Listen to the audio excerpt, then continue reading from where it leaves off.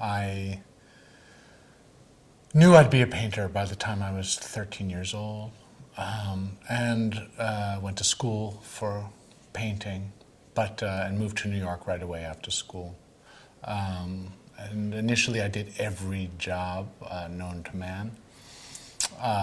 Everything from, I actually, yeah, moving. I've worked for a moving company, bartenders, paralegals.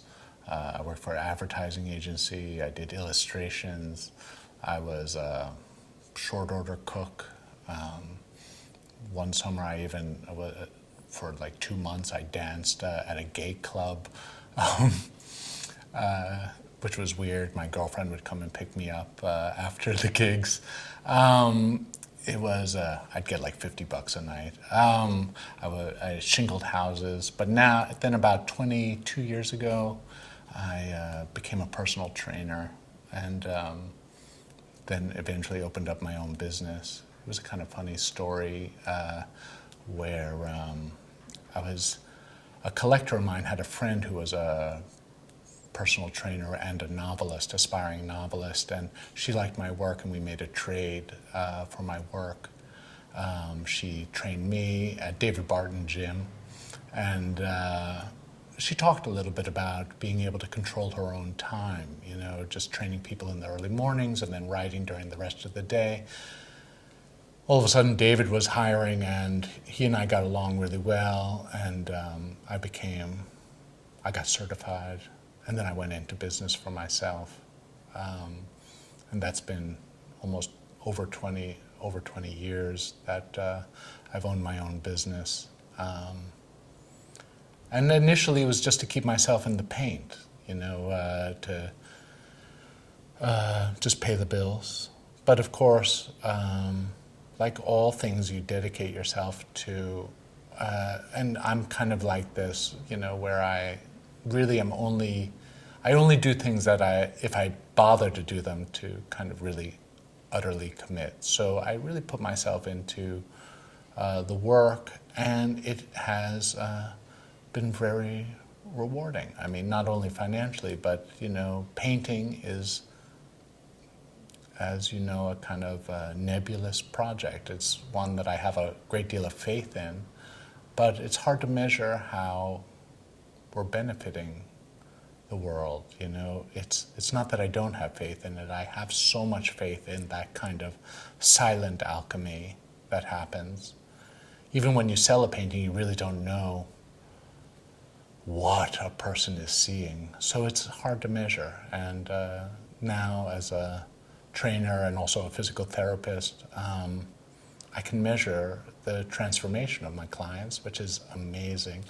So that's kind of how I lead my day. I get up early in the morning, I do my meditation practice, I walk my dog, and then I see people, and I help them get stronger, repair any kind of chronic pain that they may be manifesting. And then midday, I walk the dog again, and then I transition to being a painter. And I paint in my silent, solitary practice, which is really beautiful, and then finish with meditation practice. And those are usually how my days are spent. About 15 years ago, I met my guru. I'm a Tibetan Buddhist practitioner, and my ex-wife and I had a loft, and one of my best friends was his right-hand man for like 9 years before I'd met him, and she asked me if he could teach at my loft, and so I was able to sit in the back of the room, and it was, before that, I had not been a person who had been searching spiritually. I not in any kind of clear way.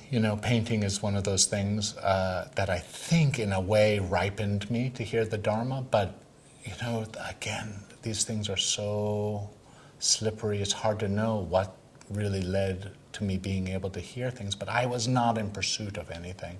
But when I heard him teaching, it almost seemed like all the puzzle pieces of my phenomena kind of began to fit into places. And I knew that if I was paying attention, all the minutes of my days and nights could be a practice. And so I pursued him, and I became his student. And I'm traditionally,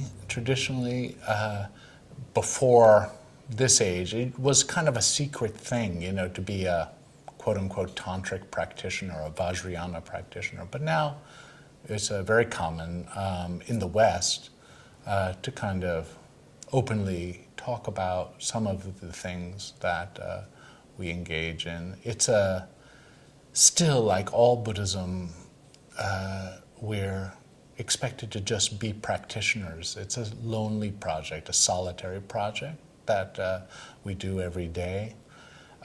There are formal practices that each student, each practitioner has, and it varies from student to student, depending on how, when, why they met their teacher, what are their karmic circumstances, and things like that.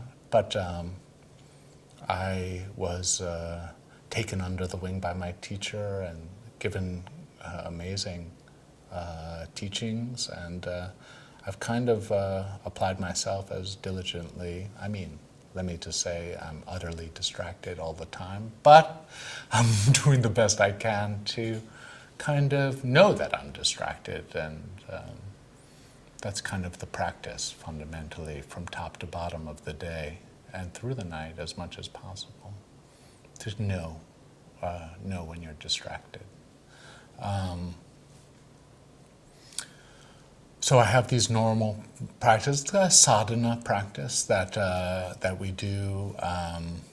It's kind of like a liturgy that includes all kinds of prayers, aspirational prayers, and then kind of practical applications to elicit awareness. And you can do this alone or in group context. And we do some, I have a community, a sangha, and we do practice together, usually twice a month, on a Guru Rinpoche Day and a Dakini Day, which are kind of astrologically